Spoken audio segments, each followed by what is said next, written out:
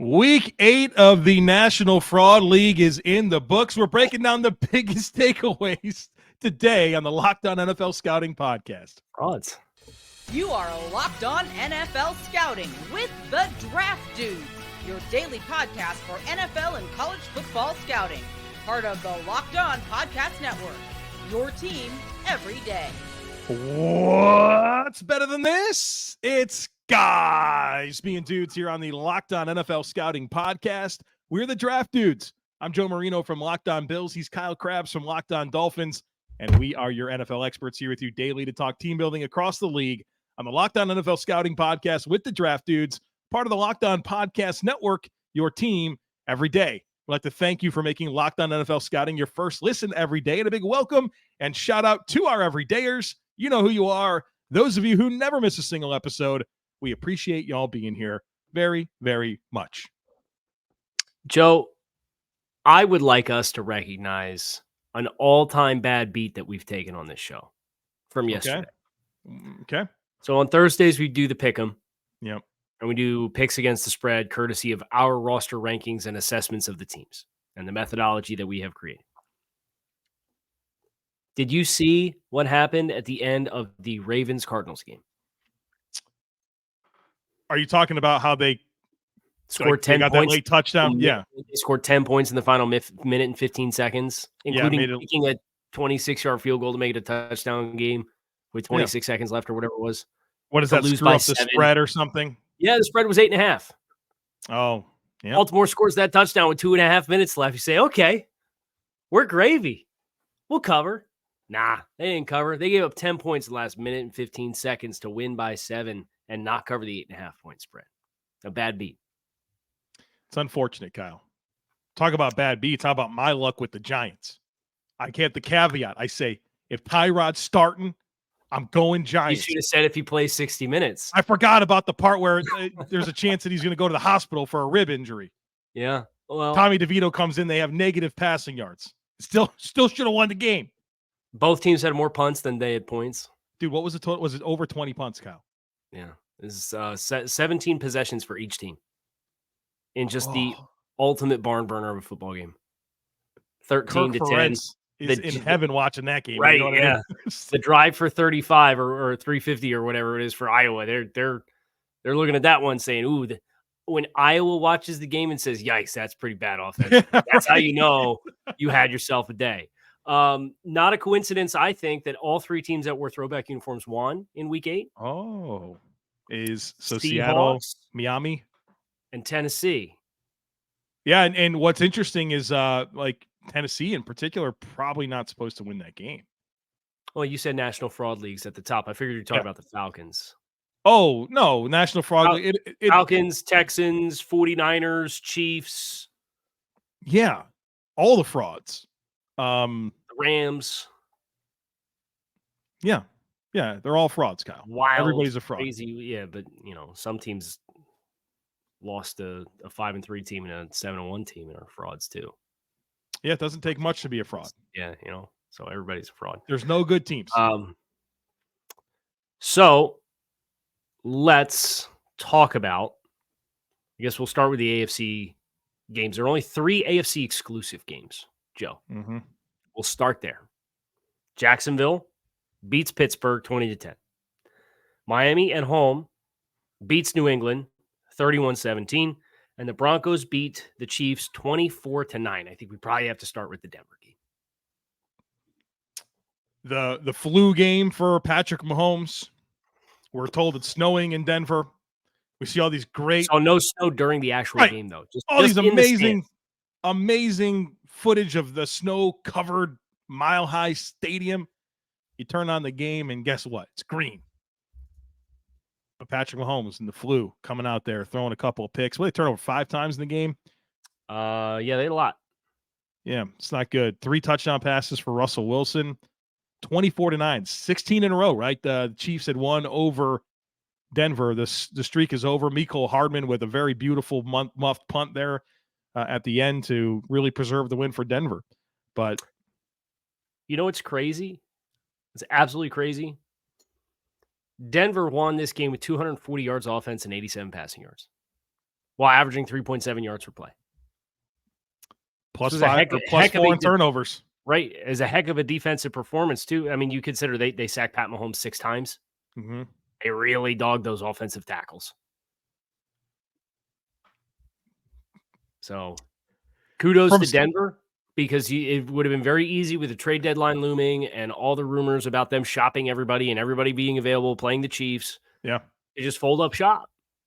It's kind of what I expect them to do. They didn't do it. How hard is it to reconcile this team giving up 70 to Miami and then how many weeks later, 4 or 5 weeks later, holding the Chiefs to 9? Well, I think you said it best yesterday on the timeline, right? There's no transitive property in the NFL. None, zero, none at all.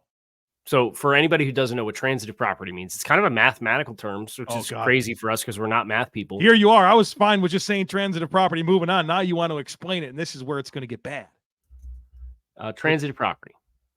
Transitive property is the most common form is when given numbers A, B, and C, A equals B, if A equals B and B equals C, then A equals C as well. So if the Dolphins beat the Broncos and the Broncos play the Chiefs, then the Chiefs should beat the Broncos because we perceive the Dolphins and Broncos or Dolphins and Chiefs to be relatively in the same category. How it goes. It's not how it goes. Divisional game as well. Jacksonville kind of guts one out. Mitch Trubisky makes an appearance for Pittsburgh. Yeah. Doesn't sound good for Kenny Pickett coming into a short week. They play Thursday Night Football this week against Tennessee. Jacksonville's that team that is just going to win. It might not be pretty, but they're just going to keep winning and they're not going to apologize for it, right? That's kind of the way I perceive them. They shouldn't, because they now have a bye before playing San Francisco at home. And San Francisco's reeling. We'll get to that, but they're reeling. Yep. And then they go Tennessee, Houston. Then they get Cincinnati at home. Then they're at Cleveland. Then they get Baltimore at home. And then they go Tampa, Carolina, Tennessee to close the season. And we knew this was coming, but they've taken care of business in the first half of the schedule and now really put themselves in a position where if you told me the Jaguars were a 12-plus win team at the end of the road, I wouldn't be surprised. Is Travis Etienne emerging as the most quiet superstar out there right now? He's having he had a great year last year. He's on pace for 1,200 rushing yards and 15 rushing touchdowns and 57 catches for 565 yards and 2 receiving touchdowns. He is just putting together production. He's a volume player for this offense. We're just not talking about it. Win for the brand. Because you and I both liked Travis Etienne quite a bit. Right. Disastrous start to his career with the ACL. Well, yeah, that's what happens when you try and make him a slot receiver. Urban Meyer, man.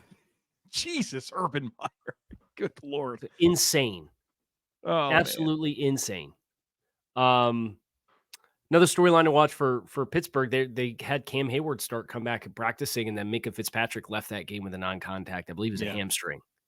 So they got to have their blue chippers for this thing to work. And in the rat race that is the AFC North, where everybody's 4-3 and then Baltimore 6-2, there's not a lot of room for error. Since he's looking good. Here come the Bengals. Yeah. Well, let's hold on that. Let's finish up this AFC with the Dolphins beating the juggernaut that is the New England Patriots. God, I watched the Patriots last week. How did this happen? This was the best defensive performance the Dolphins have put together this season. I think it was 218 yards of offense. New England they couldn't get a third down to save their lives. They were 1 of 9 on third down in the game and 0 for 2 on fourth down. So they were 1 of 11 on third and fourth down.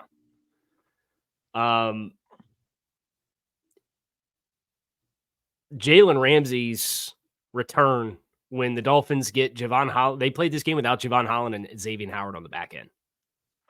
You think about what that's going to look like. Mac Jones threw 2 passes to Jalen Ramsey's half of the field, and one of them was intercepted and ran back. It was 6 inches more width of the field away from being a pick six. So you can talk about the offense and the Dolphins playing with 4 backup offensive linemen and still rolling up 390 yards of offense, and ask the question about the running game and the sustainability of what they're currently doing. Did you see Next Gen Stats has the distance from quarterback chart for? I tweeted it out last night. Yep. Did you catch it? Mm-hmm.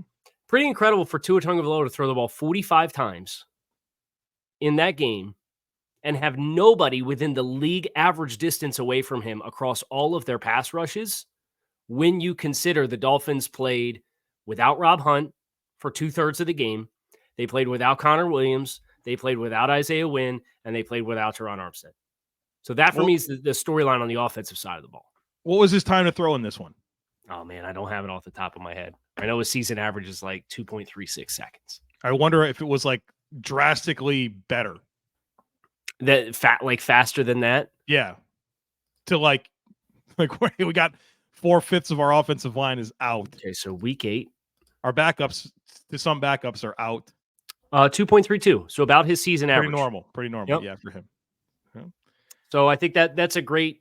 Last week against Philadelphia, they were very clunky offensively, but I thought, against that front, Tua Tagovailoa executed pretty well in similar situation. And for him to come out and do it 2 consecutive weeks, I think is the testament to the growth of him as a passer for how they've oriented the passing attack and how he's executing within this offense. But the storyline for me is the defense. We'll see if they keep that rolling next week against Kansas City, who we've already talked about, 2 teams that are both needing to win, but one's playing bad and one looks like they're playing pretty good. All right, we're going to get to more here in just a second. Stick with us. But our partners at eBay Motors have teamed up with Locked On Fantasy Football host Vinny Iyer to bring you some of the best fantasy picks each week all season long. So whether you're prepping for a daily draft or scouting the waiver wire, every week we're going to provide you with players that are guaranteed to fit on your roster. So let's see who Vinny has picked out for us on this week's eBay's Guaranteed Fit Fantasy Picks of the Week. Bills rookie tight end Dalton Kincaid has stepped into a big role with Dawson Knox getting hurt. He's gotten hot with Josh Allen the past 2 weeks, scoring the first time in his career in Week 8 against the Bucs. Kincaid gets a smash spot in a shootout against the Bengals on Sunday night. Cincinnati has been better in coverage outside and versus receivers than versus tight ends. Kincaid will once again come through for managers looking for a midseason pick-me-up at the tight end position. Vinny Iyer from Locked On Fantasy Football is going to help you win your fantasy championship, and eBay Motors knows a championship team is about each player being a perfect fit. Same with your vehicle. With over 122 million parts for your number one ride or die, you can make sure your ride stays running smoothly. Brake kits, LED headlights, roof rack bumpers, whatever your baby needs, eBay Motors has it. And with eBay Guaranteed Fit, it's guaranteed to fit your ride the first time, every time, or your money back. Plus, at these prices, you're burning rubber and not cash. Keep your ride or die alive at ebaymotors.com. eBay Guaranteed Fit, only available to U.S. customers. Eligible items only. Exclusions apply. Was a ugly day in the NFC neck of the woods on many fronts. Kirk Cousins. Yeah, I'm glad you said that first. That's the big storyline for me. Yeah, because we just got done singing Minnesota's praises as being a team that, hey, all of a sudden the schedule softens up. Let's not sell. Let's go get it. And they won that game. They beat the Packers by 2 touchdowns. Yeah. But Kirk in a contract. The catalyst, the most important player, Achilles is done, man. Smoked. As 35-year-old quarterback. Obviously, we're seeing Aaron Rodgers do dropbacks in warm-ups. Yeah, he's got that special therapy he's going through, right? The whole Dolphin thing. Whatever that is, yeah. But for Kirk to have it happen on Halloween, the day before Halloween, in a contract year, man, that is just such a difficult set of circumstances for him to be cast into, and I really feel for him. It sucks. He's playing great. It sucks. Yeah. He's one of the most productive quarterbacks in the league, had really meshed with Kevin O'Connell. It looked like they had found a little bit of life with the running game to be a little bit more balanced, and they were going to get Jefferson back, and Addison had stepped up, and we were going to go. Yeah. Kirk Cousins has never missed an NFL game due to injury. That's true. Until this coming week. Yeah. Wow. Sucks, man. So as of right now, Minnesota's a 7th seed in the NFC playoffs. Right. And who do they have to hold off? The Buccaneers? This whole slew of NFC South teams, including New Orleans, who put almost a 40 burger up on the Colts. Every other week, New Orleans? Like what? I mean, right. I don't get that friggin' team, man. They look like dog crap, and then they look like they can beat anybody. Grady Jarrett, Shaheed, man, that dude's a baller. Every time I watch Saints, man, that guy's making plays. Baller. Grady Jarrett torn Achilles torn ACL yesterday too. Oh no, that I just saw that on the timeline while you were telling everybody about eBay Motors. So who's gonna win? The Bucs are right in it, baby. I don't know, dude. Schefter 9 minutes ago, and the Falcons play the Vikings this week. So two teams that had found themselves at 500 at the midway point of the season, dealing with a reeling injury that could really kind of throw stuff off kilter. And Atlanta lost an ugly game at Tennessee. We could talk about Will Levis in segment 3 and the passing performance that he put on display and how he breathed life in DeAndre Hopkins and all that kind of stuff. But it was a big letdown game, I thought, for Atlanta. Yeah, you feel like that's one you should handle. Team that just traded away franchise cornerstone and Kevin Byard for a ham sandwich. Trade rumors, they're down to their third quarterback, and you got lit up. Imagine being dumb enough to think the Rams could win against the Cowboys in Dallas. I couldn't remember the picks. Again, though. They did. We have three different. What was the results here? We had 3 different games. Did I pick the Colts to beat the Saints? No. We both picked the Colts. Oh, we both went down together on that. Yeah. Okay. So I picked the Giants. You picked the Giants, and I picked the Jets. Yep. You picked the Cowboys, I picked the Rams, and you picked the Browns, and I picked the Seahawks. Oh, I didn't know that. That last that final minute touchdown from Geno to Smith and Jigba. Dagger in my heart. Final dagger in your heart yesterday. Both of mine were crappy losses, man. Can I give you a Seattle take that's not related to their uniforms? No, I only want to talk about their uniforms. Go ahead. That touchdown pass. Did you see the touchdown pass that Geno had where he spun out of the pocket? No, I didn't see it. It is the most Deshaun Watson thing that we have seen out of a quarterback, any quarterback that played in that game all season long. It looked like 2019, 2020 Deshaun Watson spinning out of a sack, high stepping out of bodies on the ground to his left, drops a dime in the end zone. Geno's, he'd be up and down a little bit, but he's going to give you a chance in just about every game that you play. He's got his moments for sure. We got to get to the 49ers, right? Well, the only other NFC exclusive game, because we acknowledged how dumb it was to pick the Eagles Rams. And Commanders. Yes, Philadelphia coming back from Washington just is the kryptonite for Philadelphia. They were up, I think, 14-3 at one point. Yeah. Philly comes roaring all the way back. A.J. Brown continues his juggernaut tear through opposing secondaries. Washington goes down. Sam Howell plays the game of his life. I think he threw the ball 57 times for almost 52 times. 52 times, 396 yards, I think, off the top of my head. 397. Right there. I'm on the doorstep. 3 or 4 touchdowns he throw? 4 touchdowns. But Washington, they kind of came out with the same effort that Denver did, and it was kind of the last push, which will be an interesting thing to remember next year on the eve of the trade deadline. Is some of these teams that we are resigning as dead or sellers, those players say that those players hear that they don't want that to happen. Right. So you probably get a pretty inspired effort out of those teams. I know that Sam had a ton of production, but how many times are we going to have these ratios? It's a game that you said they're leading, right?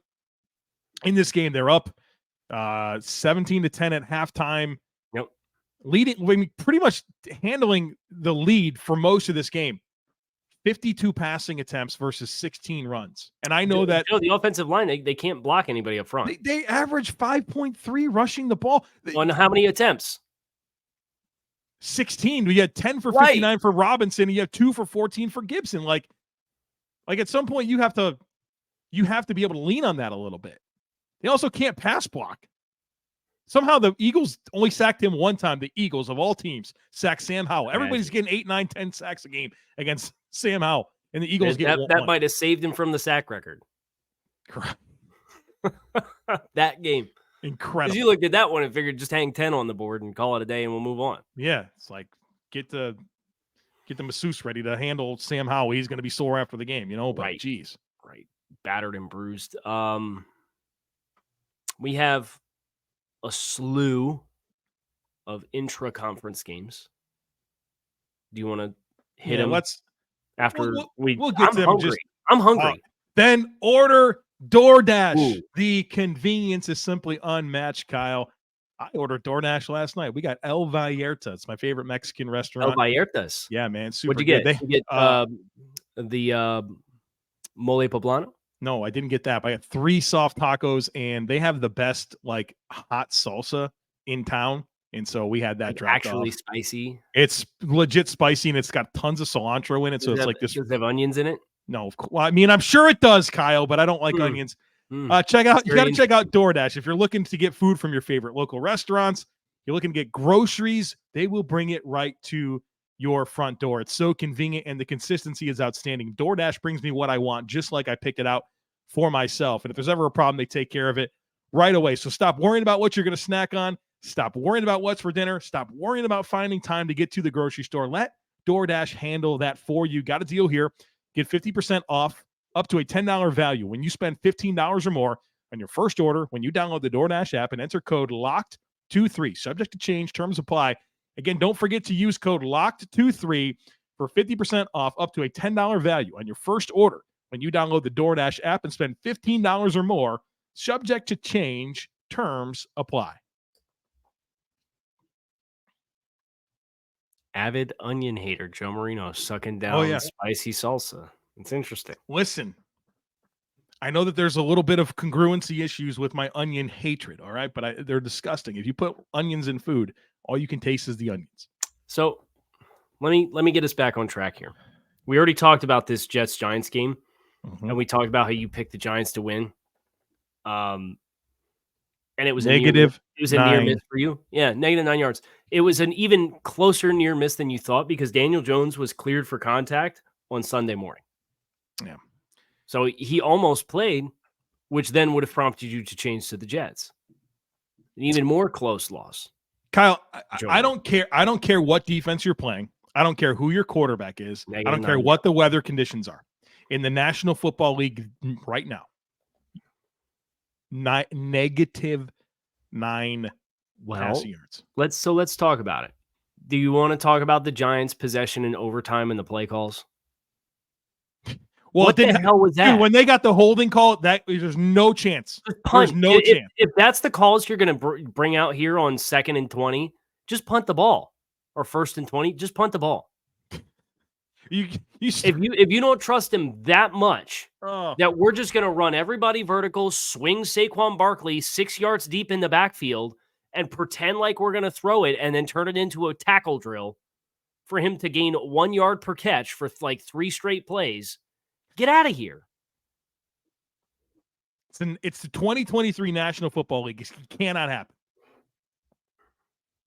I don't care. If you're good enough to be on a National Football League active roster on a Sunday, you got to have more than this. Well, Joe, we don't have the weapons we need.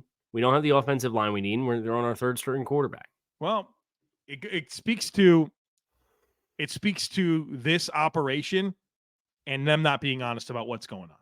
Right. But good for.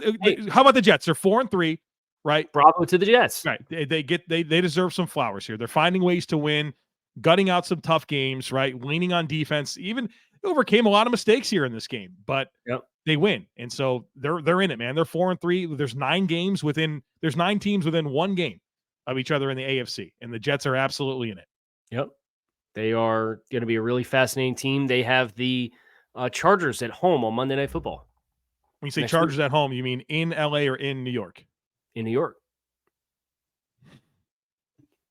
It's a bummer. It's a bummer. It's Monday Night Football because if you catch Chargers coming West Coast to East Coast for 1 o'clock game, you feel really good about that. Yeah. Yeah. And who knows what you're getting out of the Chargers each week. Right. Yeah, we got some big ones. You got a good version of them last night. That's Monday night. We got Dolphins, Chiefs, Bengals, Bills, Seahawks, Ravens. No, Joe, next week we have the greatest 14-hour stretch we will have all season. So it's Chiefs, Dolphins in Germany at 9:30. There is a 1 o'clock game between the Ravens and Seahawks, like you said. Mm-hmm. Then at 4:25, we have Cowboys-Eagles. Oh, Lord. And then Sunday Night Football is Bills-Bengals. Buckle up. I'm glad I'm on the end of that. So if you lose Right, early you on, you watch can the enjoy rest the of it. whole I'm glad thing, I'm on the front end of it. So I'm going to get it Right. out of the way. I'm the only game in town. I'm not going to miss Get anything ready else for the after 9:30 start. Nothing weirder than that, man. Rev our engines. We'll be ready to go. They're getting to Germany tomorrow, right? Or today. They're leaving. They're in the air. They're leaving tonight. Smart. Getting out there Chiefs are early. leaving when? End of the week. Dolphins by a dozen. No, don't say a dozen. The word play worked. I needed a D. Dozen. Dolphins by I know, I get it. Bills by billion. I get it. right. There's I'm no sorry way that your number's not higher than a dozen. I mean, were you looking for 40? We hadn't talked about the Chiefs. This happened. Yeah, we did. We got there. Sorry, man. I'm losing today. We acknowledged the pass rush and the paltry offense, and yet still losing by 13 points. The problem is you and I had an extensive conversation in the pre-show, and it's running together what we talked about there versus what's happening. Dave Teppers brought winning football back to Carolina. Oh, brother. Yeah, round of applause. The Panthers won a game. Had some doubts that it would happen. 23-yard field goal by Pinheiro with 6 seconds left or whatever it was. Yeah, they kept on going off sides. Pretty smart, right? And just keep on doing it. I mean, speaking of offsides, just one more note on that Giants-Jets game. You realize Thibodeau went offsides on the play before they got the big gain to get in on the field goal range, and that stopped the clock. Yeah, a comedy of errors. Yeah. Bad situational football. Anyway. The Panthers won a game. Bryce Young coming out of the bye. I mean, clearly his best game of the season, and even had some drops that I thought they should have come down with to be even more productive. They couldn't run the football to save their lives. 24 rushes for 44 yards and still won the game. So the Panthers winning with throwing and defense, not necessarily the script, what I thought would happen for them to get one. But Bryce threw some dimes too. Yeah, he was by far his best moments. Yeah, absolutely. Yeah. So hat tip to them. Have you talked about your king Rashid Shaheed yet? I mentioned him like while you were transitioning. You probably got lost in the shuffle, but yes. 3 catches for 153 yards and a touchdown. Baller. Wearing 22 out there, baller. Yeah. Good to see Jonathan Taylor back. I know that the Colts losing that game to drop to 3-5 is a bummer, but nevertheless, seeing Taylor look like Taylor, he had 4 for 66 to like start the game or something like that, and finish with a really, really strong workload. They're still getting production on Zach Moss too. Mm-hmm. I mean, so those guys average like 7 yards per carry. Yeah, between the two of them. They're excellent. And that's great. The Colts are the only offense in the league this year to score 20 points in every game. Colts. That's it. Really? The only team. The Colts. No team has done it. The Colts are the only team to score 20 points in every game this year. Kyle is perplexed. My guy. I'm counting the keys. Well, I just think it's a shame that is true. And in the last 3 games, they've given up 37, 39, 38 points. Right. Right. Like my brother hit me with this. He goes, Joe, who do you think the only team in the NFL is to score 20 points in every game? And I was like, okay, the Chiefs. I remember they scored like 18 against Denver. I said Miami, no. I think my first guess was like Philadelphia. And he's like, nope. And then I actually like did the inventory, and I remembered that they were the team that scored 30 whatever against the Browns right after I said 49ers were going to do it. 38. I was like, it's the Colts. He's like, yes, it's the Colts. There it is.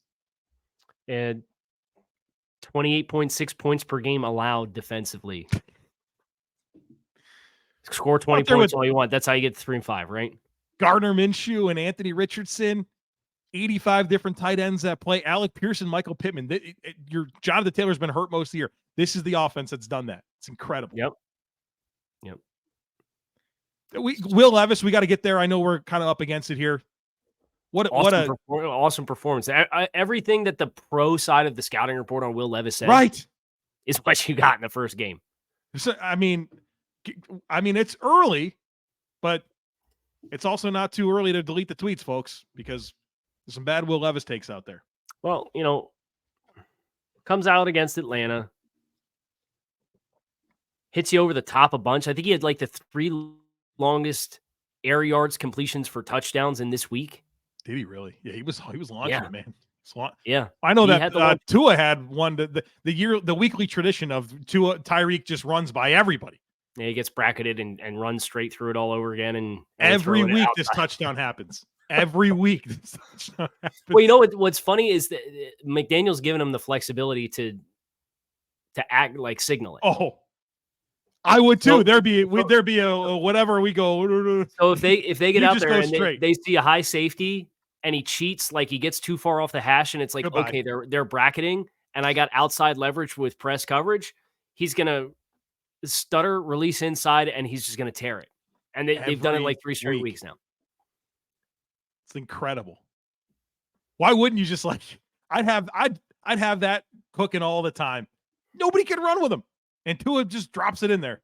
Right when it's in rhythm and he can hitch off the top of his drop, he's You know. able to drop. You know that touchdown's coming the second. Like it just looks a certain way when Tua's dropping back, and like just the way he throws it. Like I'm surely Tyreek has 10 yards of separation. Is going to catch this thing in stride. When he in rhythm hitches at the top of the drop and immediately throws, you're like, Goodbye. oh boy, he's got him. Yeah, goodbye. Right. Yep. Yeah, we know how this goes. So speaking of Tyreek Hill, first receiver in the modern era of the NFL with 1,000 yards through the first 8 games of the season. He talked about getting 2,000 yards, and he means it. He is at 1,014 yards through 8 games. He's going to do it in 16 games. Might do it in less. Right. They'll all of the conversation around, 17 game schedule with that. Go ahead and get that wrapped up before week 18. So I don't, the Bills gave Belichick his 300th win. We'd hate to give Tyreek his 2,000 receiving yards. So go ahead and get that taken care of beforehand. Pretty incredible. He's got 8 touchdowns already, which is more than he had, as many as he had all year last year too. So he'll make a very interesting conversation for the MVP race. Good thing Jonathan Gannon is not the head coach of the Dolphins. It could get real goofy. Right.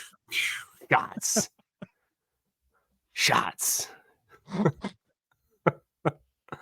And we'll continue to take those shots at Gannon and the Cardinals because they backdoored us there on the cover there at the end of the game against Baltimore. But that's going to do it for us here on Locked On NFL Scouting. Happy Victory Monday to those of you who are celebrating.